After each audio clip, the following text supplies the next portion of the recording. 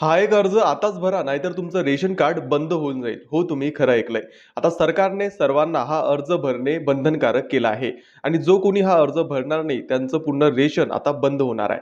तर राज्यामध्ये सध्या 700 लक्ष लाभार्थी संख्या ही पूर्ण झाली आहे रेशन कार्ड धारकांची. त्यामुळे आता नवीन लाभार्थी यामध्ये समाविष्ट करणे अशक्य झाले आहे. त्यामुळे आता अपात्र, दुबार, स्थलांतरित आणि मयत लाभार्थ्यांना रेशन कार्डांमधून आता वगळण्यात येणार आहे. यासाठी आता तुम्हाला हा एक अर्ज भरून तुमच्या रेशनच्या दुकानात द्यावा लागणार आहे आणि हा अर्ज तुम्हाला मोफत रेशनच्या दुकानातच मिळणार आहे.